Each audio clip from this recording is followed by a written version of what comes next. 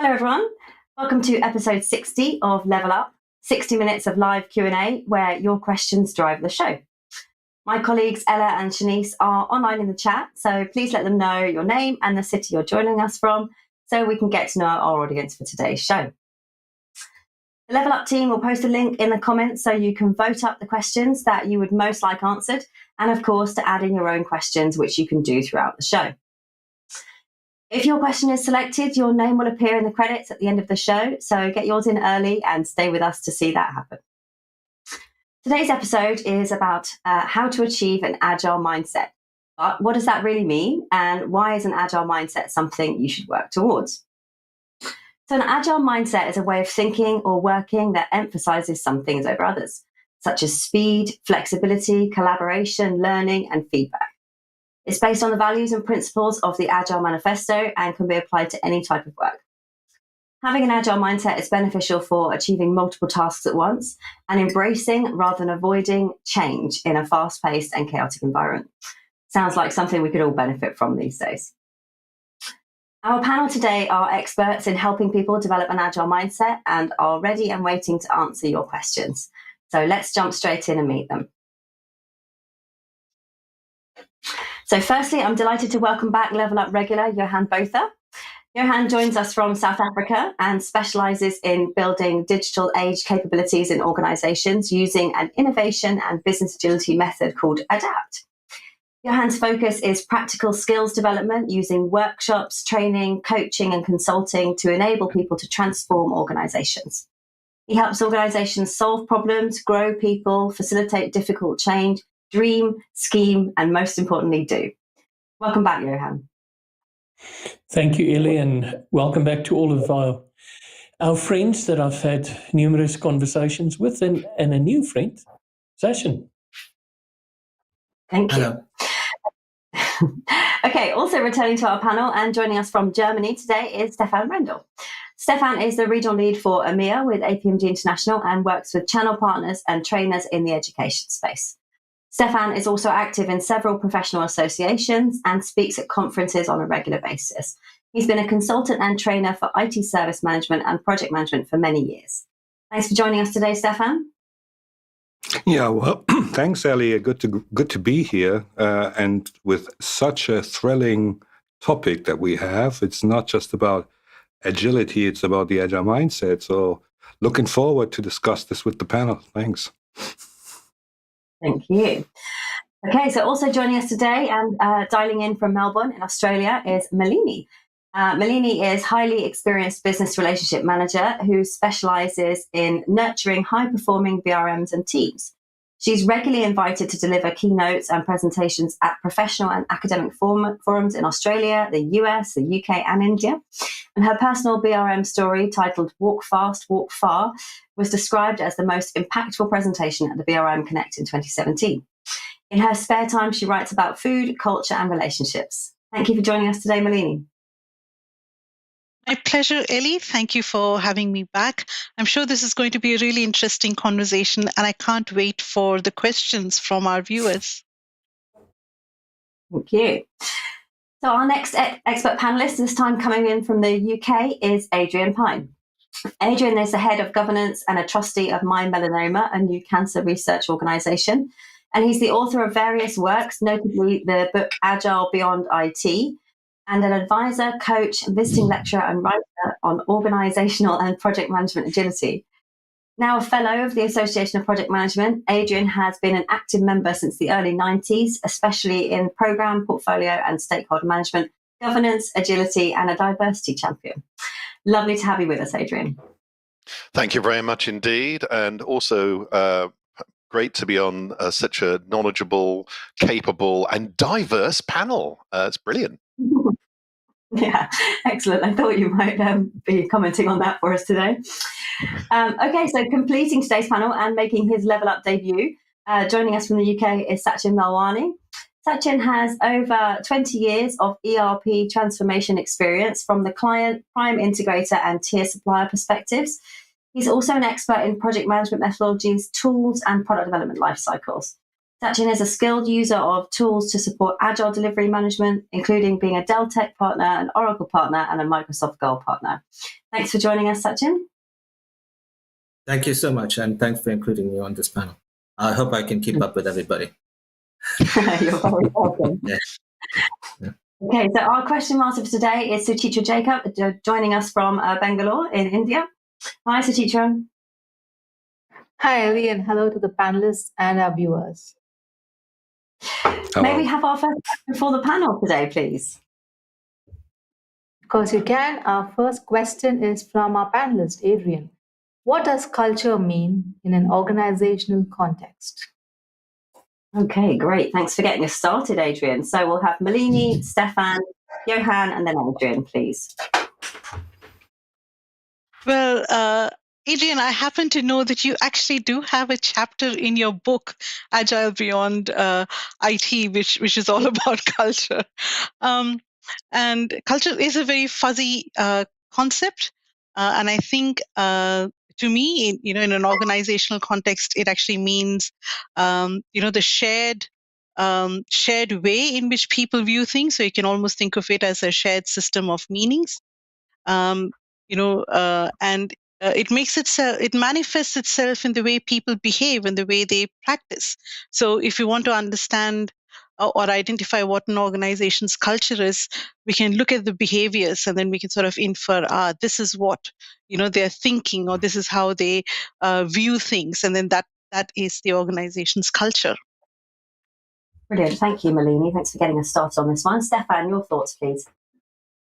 Well, first you would think culture is the summary of the behavior of people in an organization. That's what you would think. The point is you can not really change that like a project. What you can do, you can trigger certain cultures. Now, what always comes to my mind is an example from one of these large automakers, car manufacturers that we have over here, who a couple of years ago sent an email to the organization and said, from tomorrow onwards, we're agile. And of course, everybody knows that doesn't work. Well, it does. Because what happened is that those people who've been already in the way of becoming an agile mindset now had something to refer to and could build it up from the bottom. And that leads much more to a way of culture if the top management just gives it a trigger. Yeah, thanks, Stephan. Is there a kind of chicken and egg situation, I guess? Does the culture drive the behavior, or does the behavior drive the culture? That's probably a whole other question. Your thoughts, please, on this one. Yeah, I agree with everything that's been said. The point, though, is you can influence culture. And if we want the organization to behave differently, management can create, let's call it incentives. I don't want to use it in the traditional sense. Some of those incentives would be for people to look at what other people are doing, especially the leadership of the organization.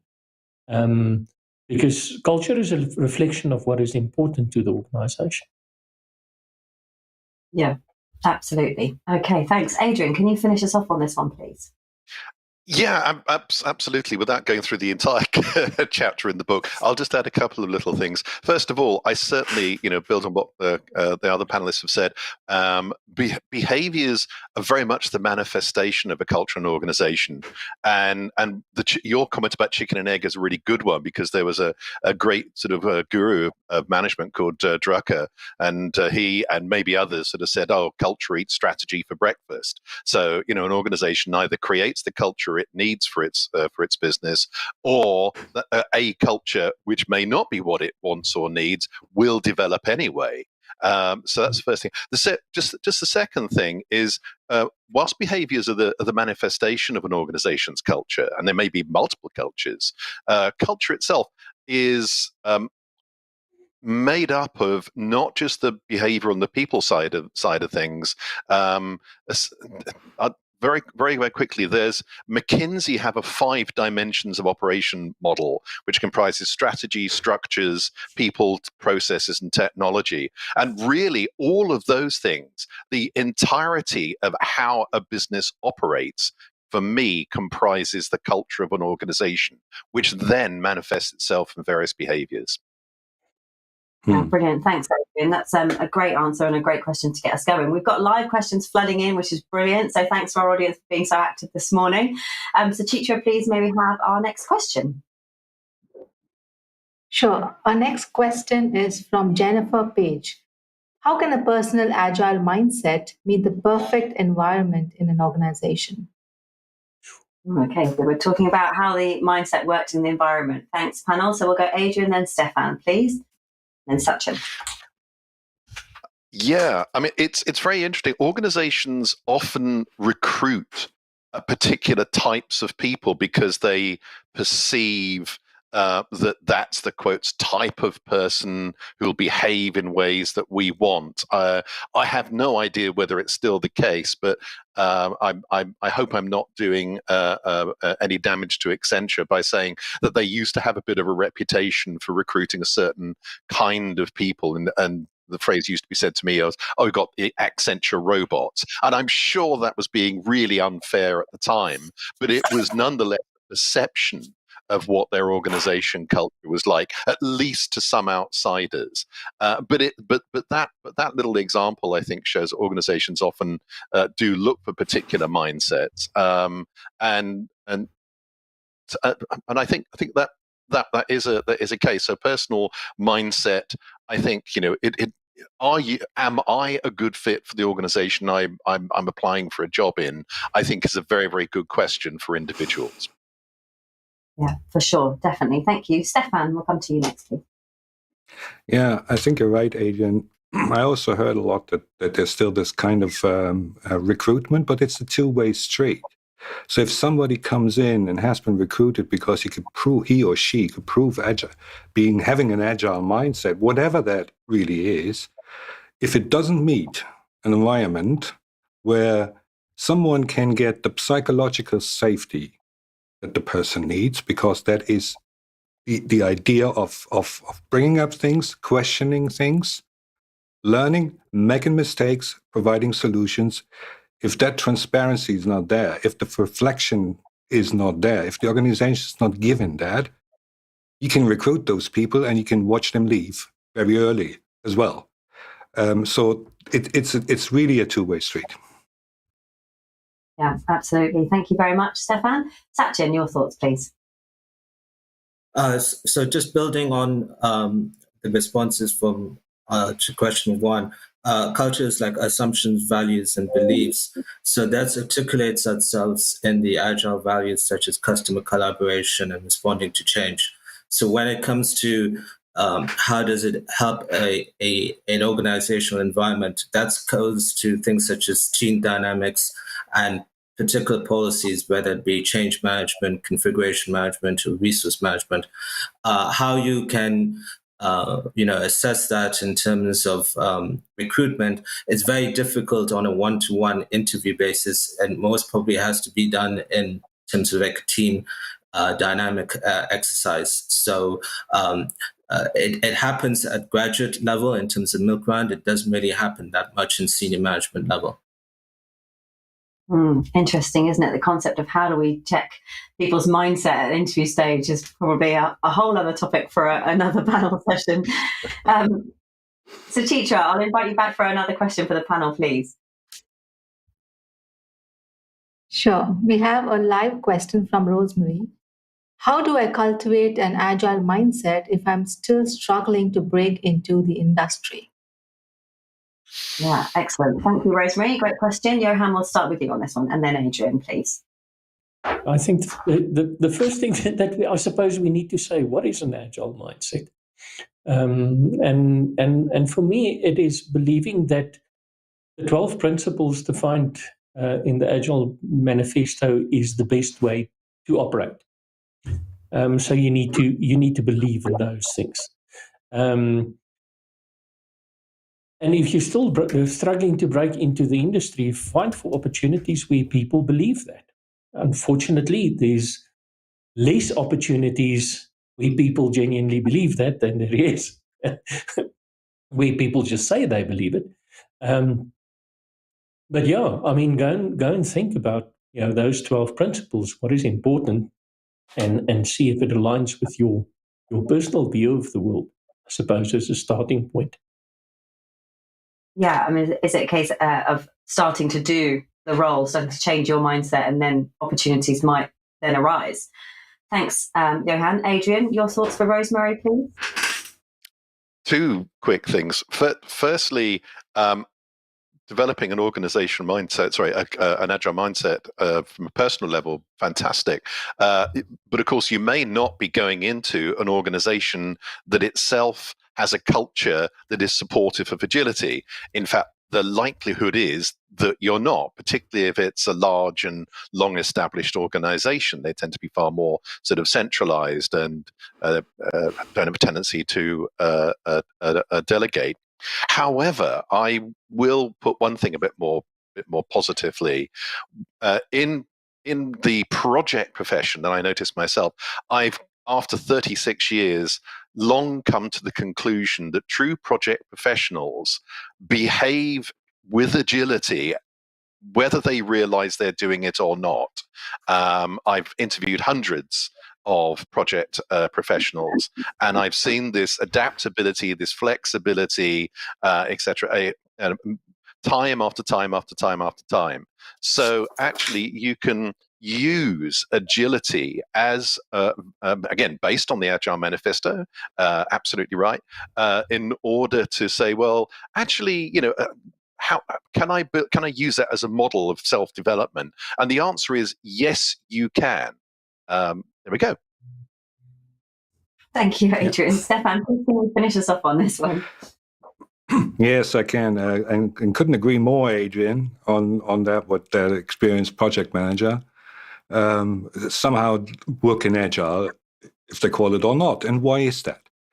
Because there are, I don't know if you know that from Carol Twick, about that there are two mindsets. There's a fixed mindset and a growth mindset. So what you were observing, Adrian, is the growth mindset, where it is about basically growing from feedback and from experience that's been made.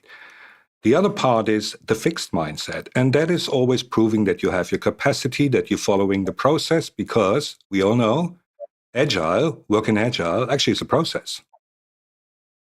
Daily stand-up, backlog, it's always working in a bowl, in a wheel. And that is not the Agile mindset. That might be using an Agile way of working, but the Agile mindset is the growth one. Yeah, great addition there. Thank you, Stephan. Rosemary, I hope that was valuable for you.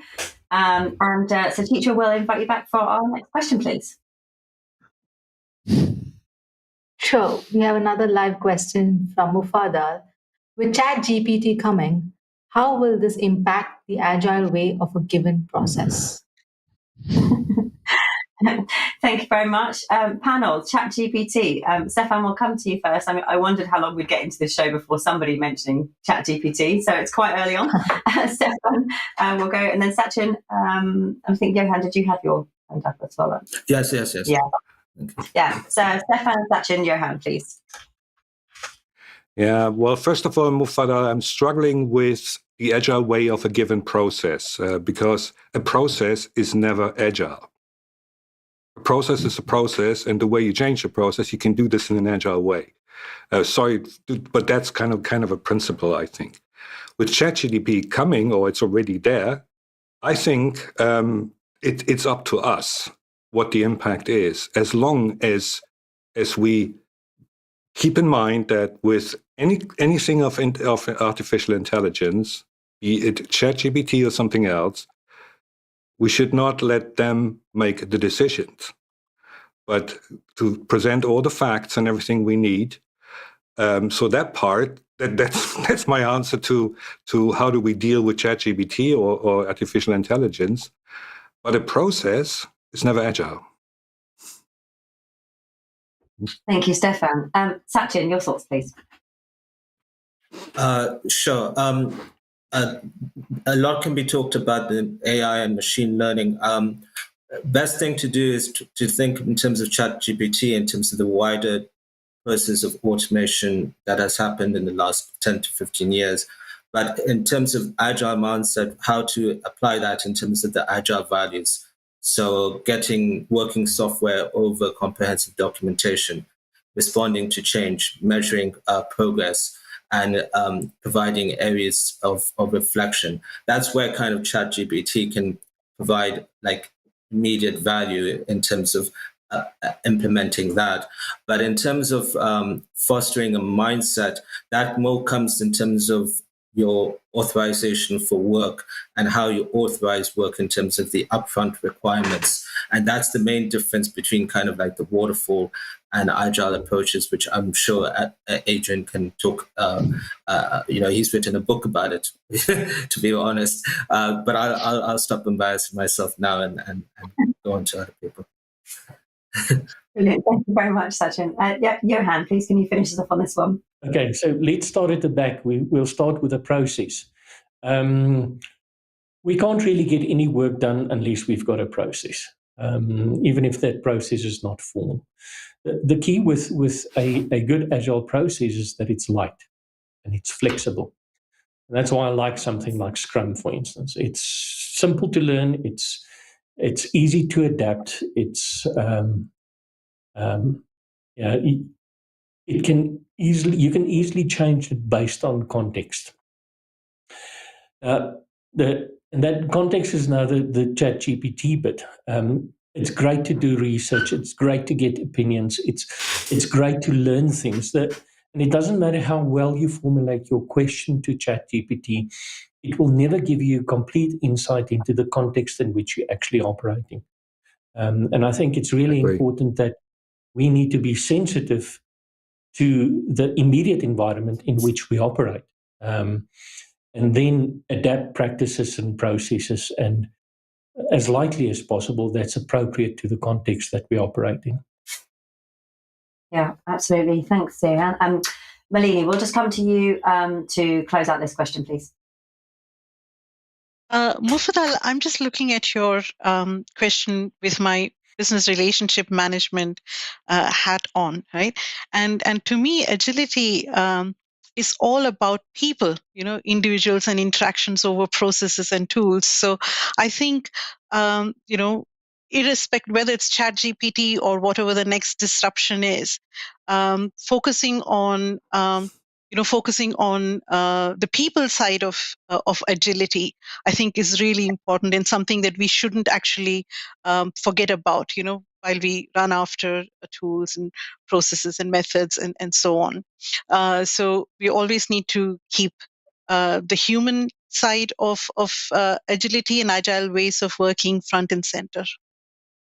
Yeah, absolutely agree with that. And if we can get to a stage where we can use the technology to take the legwork and the hard work away and let the people do the creative stuff that they can do, then more the better. Great. Can we have another question, please, Suchitra? Sure. We have a question from David, who's again watching us live. Would the panel share one example of how they achieved an agile mindset? Great. Thanks, David, for your question. So panel, we'll start with Johann, and then we'll go to Adrian, and then Stephan, please. Now, the difficult thing in actually getting organizations to be agile is to realize that there's long entrenched behaviors, ways of doing things that needs to change. And one of the things that we quite often work on in organizations when we start this journey is to help management understand that they need to behave differently. So let me give you an example.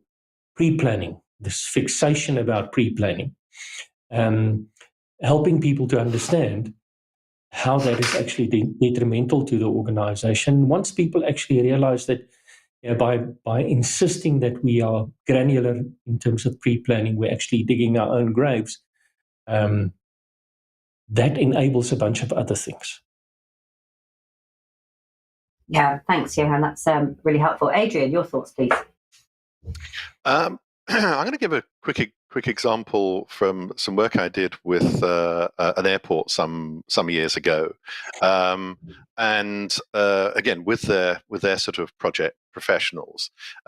And we got to a point where we were developing sort of the behaviors and the minds and the mindsets in them, where they could, if you like, take decisions above their pay grade, as it were, when they needed to. An example of that was sort of 2:00 in the morning when there's a project that had to go on out of hours in a terminal, and then something occurred, and they had to make a decision which was out with their level of delegation.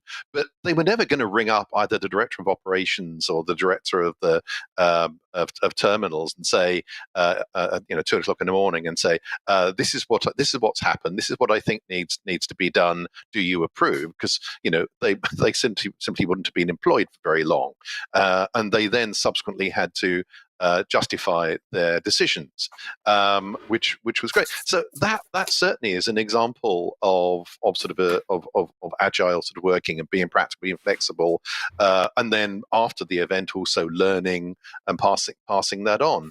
And that was absolutely a mindset thing, but it was also an organization culture thing, because they knew that if they made the right decision, that the organization had their back. And I have to say, it just worked fantastically. Yeah, no, it sounds great. I heard a similar thing. I think it was Amazon once, where they had a concept of, if the door swings both ways, walk through it. If you can come back and reverse your decision, feel free to step forward. If you can't, if the door only opens and you can't go back through, that needs considering. So allowing people to make decisions that they can make without impacting the organisation too much is a great way to foster that culture. We're going to Stephan next, please, on this one. Yeah. Well, how did I, for example, achieve an agile mindset? Certainly not by just reading a book or by myself. I achieved that, and you never know when there's a stage completed, but I achieved it with my team. And team means, in this case, somebody has an idea, let them follow up on that idea, encourage that person to fail if there is a failure, and be the coach for the duration of the failure and to learn from that learning mistake, right? So there's a lot of human interaction in that one. It's coaching there, and this is where I learned to be, where the team was not afraid of, so how do I tell my boss, kind of thing. But being transparent is very, very important, and being a coach for people. I think I caught this earlier on in the show, the psychological safety. That's a very important part, and that helped me to achieve a much more agile mindset.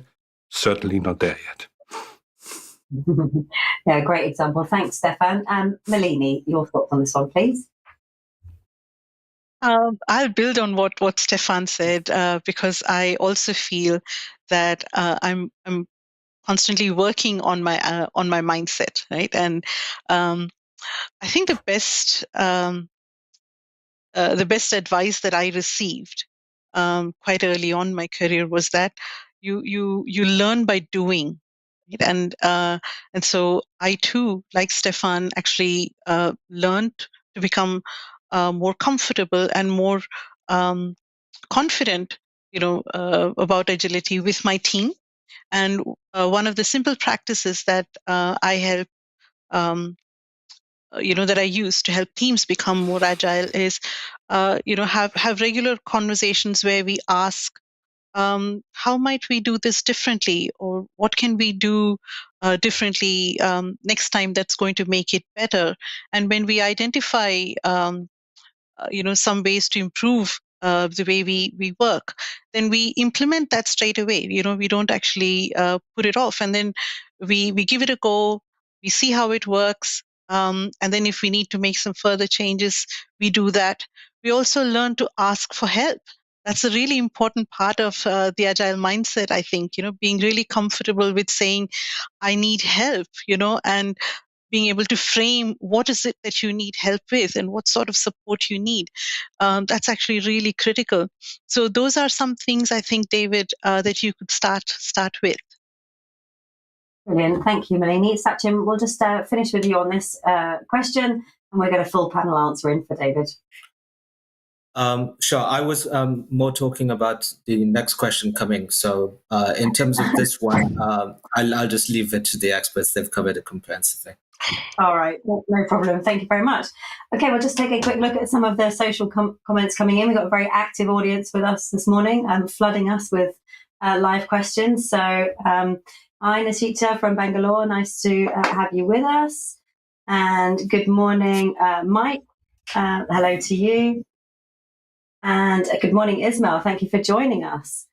And okay, and Idara as well. Nice to have you with us. Thanks for joining us. And we'll just welcome Suchitra back for another question, please. Sure. We have another live question from Julian.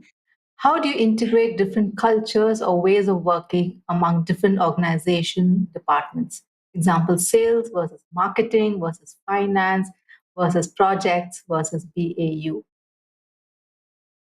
Great. Thank you for that question, Julian. We'll go Johann, Malini, and Sachin, please, on this one.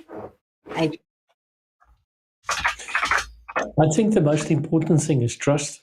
You need to create an environment where people will trust their colleagues enough to share their perspective. So Stephan talked about psychological safety. And then just, if you've got trust, then you can use the 3 pillars of Scrum, being transparent and inspecting and adapting and sharing. Yeah, great. Thank you very much for that, Johann. Malini, your thoughts, please. Julian, I think something that these different organizational departments or processes might have in common are the organization's purpose and the core values.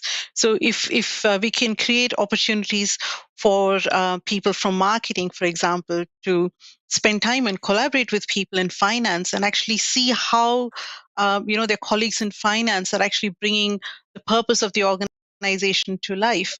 How do they actually demonstrate the values of the organization in the way they work? It goes a long way towards building that trust and credibility, and empathy, for each other, which Johann referred to a few minutes ago. Yeah, that's a great suggestion. Thank you. Sachin, your thoughts, please. Just broadening this question out, it's important to think about integrating cultures between different organizations, particularly in the area of mega projects, because when you're delivering something, for example, like Hinkley Point C or Crossrail or HS2, it's about joint ventures, 2 mega organizations coming together.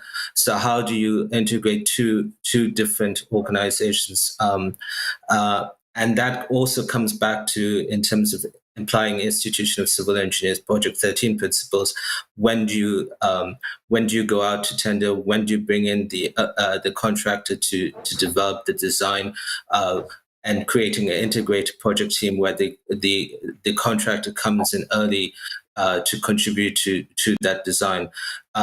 Going back to the question specifically focusing in terms of internal organization, it goes back to things such as taking the work to the people rather than the people to the work. So, for example, bringing in construction and engineering teams to work on developing the design early on.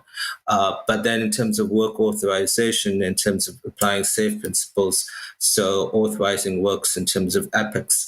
So rather than fixing a solution, just say, well, I want the journey time capability between traveling from one part of the city to another part of the city to be shorter. So how can that happen? And then you make the solution intent much more flexible. So that's how I would kind of go about doing that. Brilliant. Thank you, Sachin. Adrian, your thoughts on this one, please.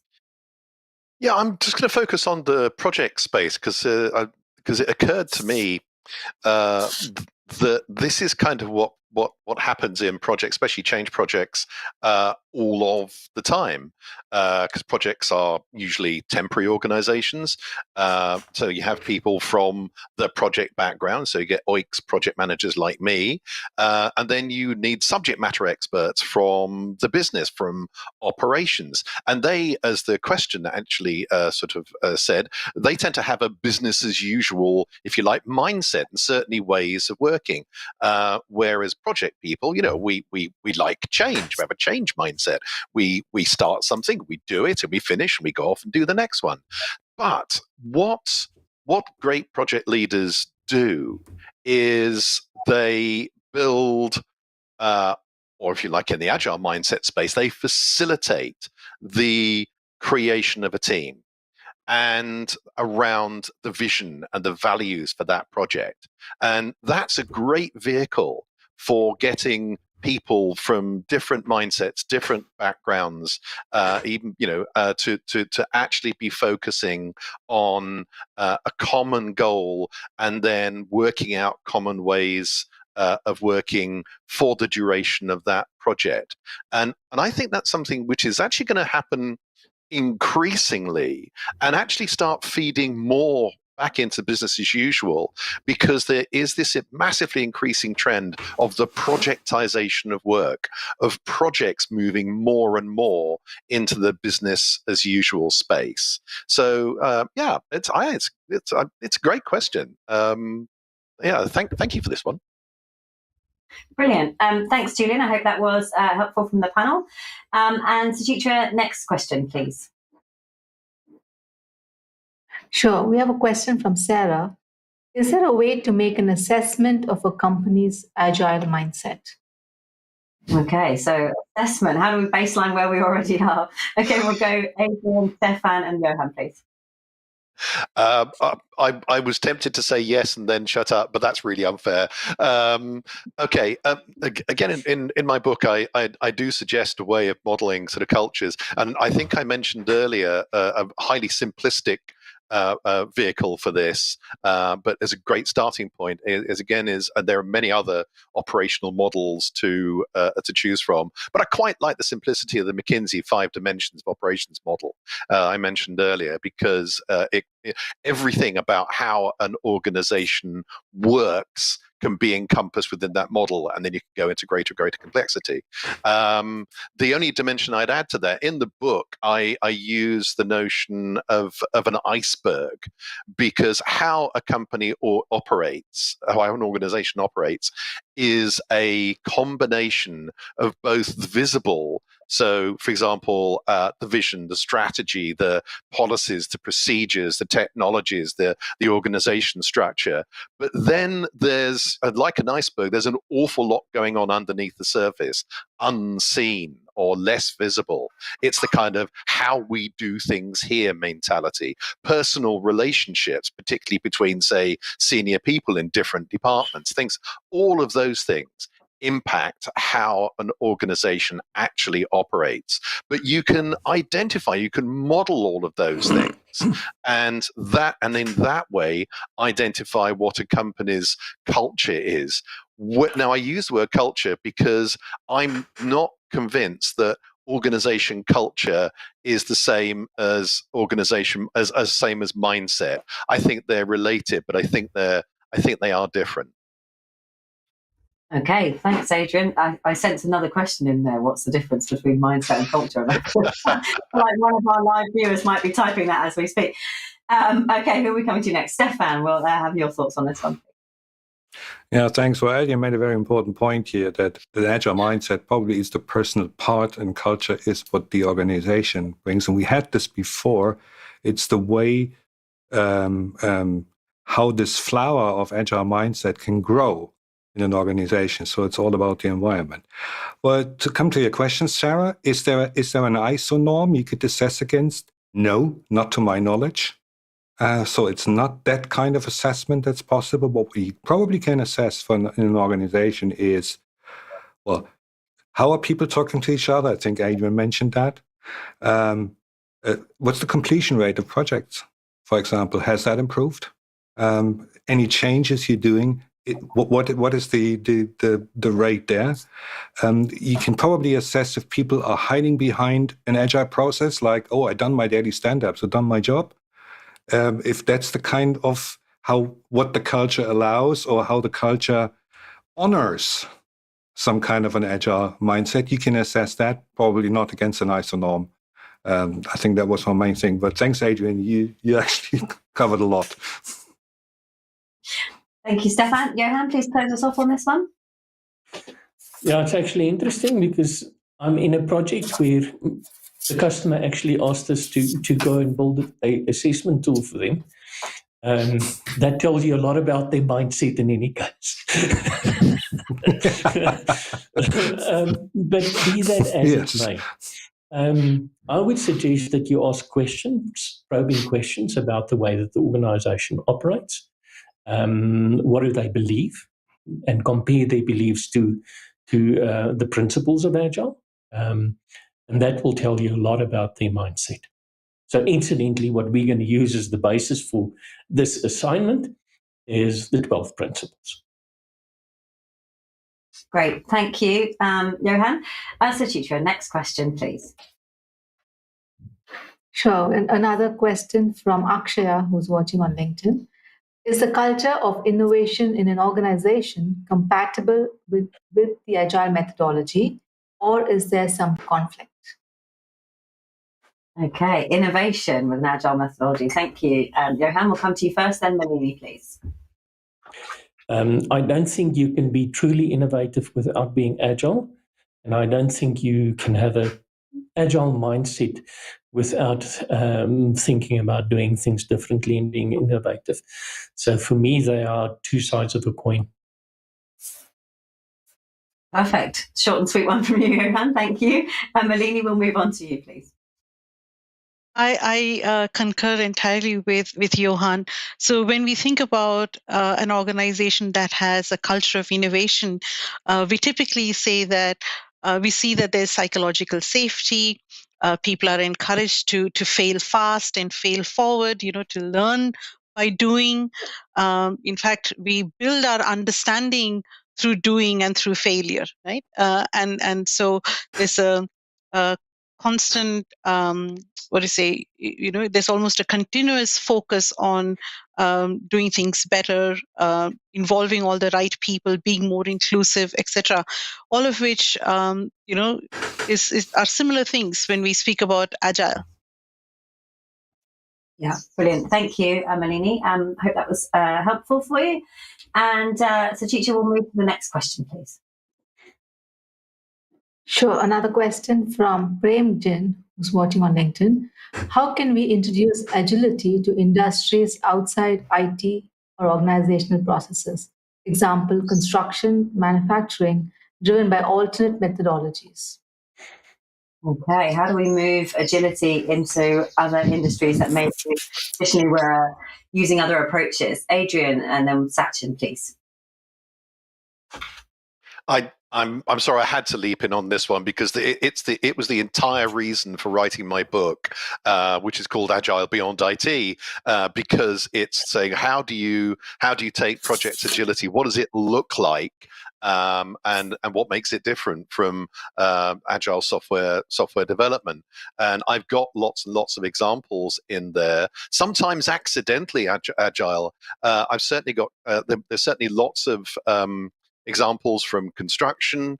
Agility goes on in construction, particularly, in fact, Adrian Dooley of the Praxis Framework has written frequently about this because he's from that background, about how in the early stages of construction, around design, it's frequently innovative, it's frequently iterative, it's frequently teams gelling together to work out the best design before you get on and perhaps do the more serial construction part of building a bridge, as it were. You can do off-site prefabrication. If that isn't agility, I don't know what is. But I talked about accidentally agile. I've seen a nuclear engineering program that worked in a completely agile way. And I don't mean iteration, I'm talking about the entire culture and organization around that program was agile, but they didn't even know it. So the answer is you absolutely can.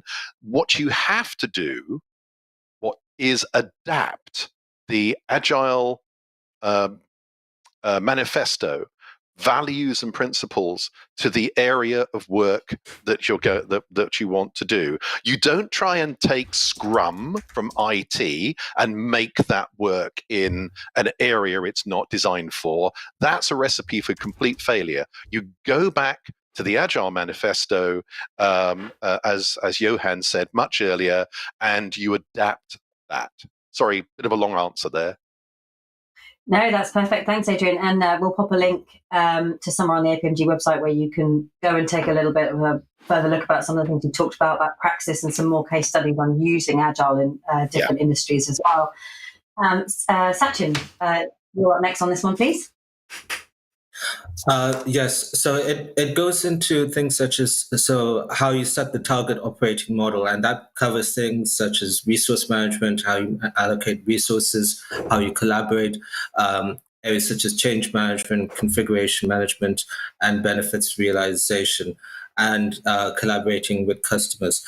So just to focus that one on benefit realization, building on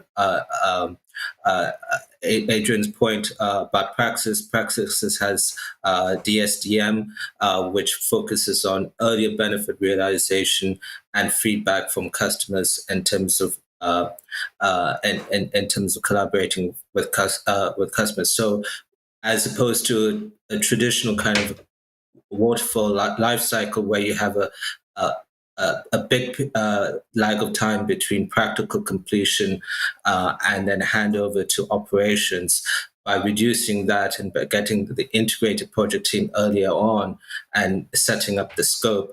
So it's very meaningful questions such as how do you define the scope, how do you hand over to operations, how do you realize the benefits, and how do you get continuous feedback. So very meaningful questions. But to be quite honest, even in construction projects which don't realize that they're doing Agile, they are in terms of safety toolbox talks where they have like after construction, they come back together and in the workshop say what went wrong, what could be done better in terms of safety. So people are doing that, but they might not realize that they're doing that. Yeah, absolutely. And it's not an all or nothing situation either, is it? You know, what elements of the project can be more agile? You know, if there are things that can't for whatever reason, what can, and how do you bring that in? Stephan, we'll come to you, please, on this one. Yeah, Premgen, I'm struggling a bit with the distinction between IT and the rest. Because I think Malini knows this, as she is like I am in the business relationship management community, where the term is business is IT. So whatever you do, tell me any project, anything where you don't need IT. The only difference is it's not necessarily about software development. Oh, yes, it is. In most cases, it's also about software development. Yeah, and this doesn't mean that the IT or software development triggered that. Like Adrian rightly said, you can't adopt Scrum, which was designed for something else than building a bridge. But you can obviously find, and I think that's an earlier quote that came in here on this show, is after time, every project manager will become agile, if he calls it or not. Yeah, for sure. Thank you, Stephan. Suchitra, another question for our panel, please. Sure. We have a question from Elizabeth. Would the panel recommend joining the Agile Business Consortium to help achieve an agile mindset? Okay, thanks, Elizabeth. Panel, we'll go to Johann first, please, on this one. Short answer, yes. Slightly longer answer, find a community of practice that's close to your experience, your context, where you can share and learn. And there's tons of them out there. You will very quickly realize if the community is for you or not. And if not, then just say goodbye. Yeah, perfect answer. I was going to say, we had the question earlier from the viewer saying, how do I begin with an agile mindset if I can't get an opportunity? Joining a community, joining a membership body, starting to speak to people already working in industry, picking up what they're doing. Great way to get started, so you can start to learn before you get into the position. Okay, we've got time for, I think, one more question. Please, Suchitra. Sure. I think we may have already answered this, but another question from Elizabeth. Also, is there a training and certification framework available to achieve an agile mindset, or is it just learned through experience? Okay, thank you. And recommendations panel. Stephan, Adrian, and then Johann, please. Well, Elizabeth, there are training certifications, quite a few. Also, those APMG offering, like the Agile PM or Scrum. There's a lot of that. It tells you what an agile way of working is. It tells you about the principles, about the processes, and we talked a lot about the principles today. But to get an agile mindset, that has something to do with learning and experience. And having an environment where that learning and experience is not just allowed, but supported. Yeah, absolutely. Thanks, Stephan. Adrian. Oh, goodness me. Spot on, Stephan. And building on that, I have a kind of equation I use. It's sort of a false equation, really. It says someone's capability is a combination of their talent, their sort of innate talent they're kind of born with, plus knowledge they may gain, plus experience they may gain, and judgment that they can learn. And so the knowledge bit Stephan was there sort of talking about, and the environment around that is part of the experience and the learning judgment bit. And then the other thing is what you have inside you from the day you're born. But keep that sort of false sort of equation in mind as part, and it might help with sort of self-development. Is a thought. Yeah, perfect. Thanks, Adrian. Johann? Yeah, there are actually training programs out there specifically about this subject. What I would like to maybe share is a book by Gil Broza, Agile for Non-Agile, Non-Software Teams, which actually talks quite a lot about business mindset and the business becoming more agile. I think it's a brilliant book. And I think the QR code is on screen. Yeah, brilliant. Thank you very much for that, Johann. Malini, finish us off on this one, please. I think, Elizabeth, apart from certifications that are all about agile, project management methods, you can also look at other areas of knowledge. For example, business relationship management, right, which is what I'm most familiar with, which is incredibly useful in creating a culture of agility in an organization and helping people make that shift. Right. So, how do you actually build connections? How do you create a sustained collaboration? How do you create conditions where people feel psychologically, safe to speak up and make mistakes and so on? So through APMG, we actually have 2 certifications in business relationship management, a foundational one as well as an advanced one, and perhaps that is something you might consider as well. Perfect. Thanks, Malini. It's not always directly about Agile. There are other training and skills and competencies out there that people can learn to help with this. I would say also, if you're looking at people who are already doing, the job or the role that you want, or you think particularly have a good Agile mindset you aspire to, what have they done in the past? Check out their skills on their LinkedIn profile. Are they talking about particular qualifications they've achieved, particular courses they've been on? And take recommendations from things like the membership organisations that we were talking about earlier as well. Okay, panel, I think we've come to the end of our questions. So I'd like to firstly thank our producers of the show, the live audience today. You spammed us with a plethora of live questions today, which is great. We kept our panel well on their toes. So that was brilliant. Thank you for your excellent questions today. Do watch out for your name in the credits if your question was selected. So panel, it's time for your closing remarks. So I will start with Johann. Your thoughts on today's show and any closing remarks for our audience, please. I think we had great questions, and just maybe something that I want to leave with our audience is one of the things that we find quite difficult is getting over this idea of pre-planning, and the consequences of pre-planning is actually quite severe. So I just want to quickly quote something here out of a book of Building the Agile Business Through Digital Transformation by Neil Perkin and Peter Abram. Some significant flaws of pre-planning. The predicted outcome may be wrong, and I think will be wrong. Assumptions in which you build the plan will be wrong because you don't know. You're not there yet. You drive your plan based on the past and not the future. And then the list goes on, but I think you get the idea. Thank you very much, and I had a lot of fun. Wonderful advice. Thank you, Johann. Adrian, your thoughts on today's show and final remarks for our audience, please.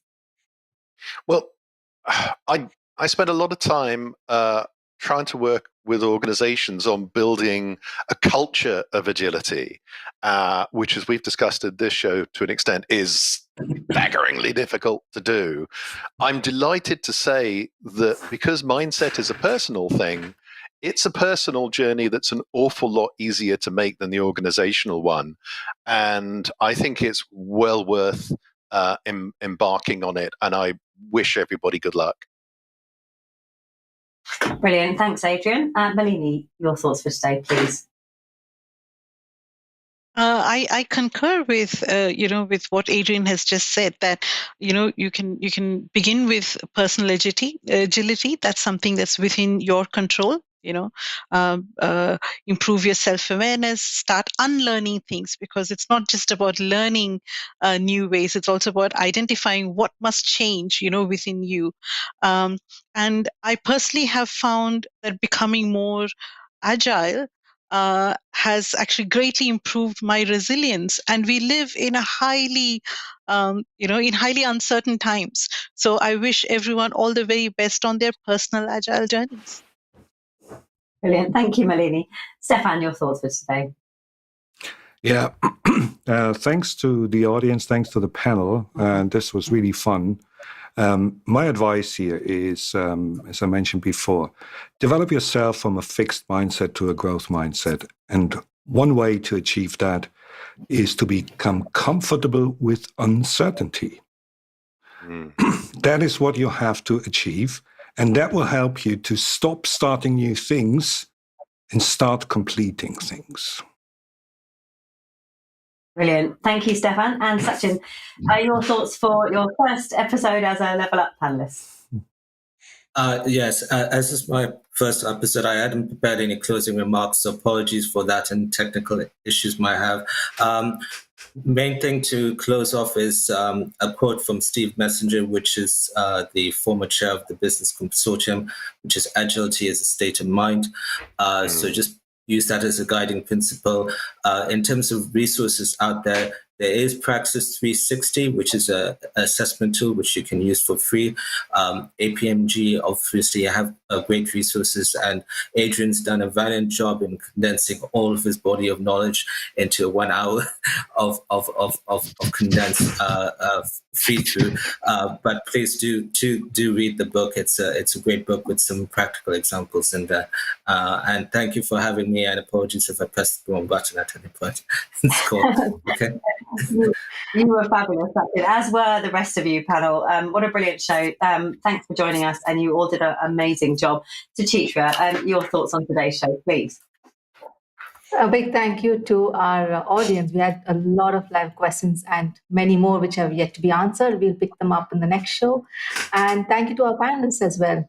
You all kept up with the live questions, so amazing job. Yeah, marvellous, amazing. Thank you, everybody. Okay, so audience, just before you leave us today, a reminder that over on our website, apmginternational.com, you can search for the answers to over 1,500 questions from previous shows. So it's a really comprehensive free resource connecting you with over 170 experts from around the world. So please do go and check that out. And don't forget, you can also listen to the audio version of the show on your preferred podcast platform. And we have some great shows coming up in the next couple of days. So on Friday the 16th of June, we are looking at how to become a NIST cybersecurity professional. And then next Monday morning's show is how to engage your stakeholders. So please jump over and join us for those. Details of these shows and all other upcoming events are, of course, on the APMG website. So go and check that out there. And don't forget to subscribe to the show. We can send you a personal summary of what's coming up and how you can join us on a panel in future and level up your career with APMG. So thanks very much, everybody, and we'll see you in the next show.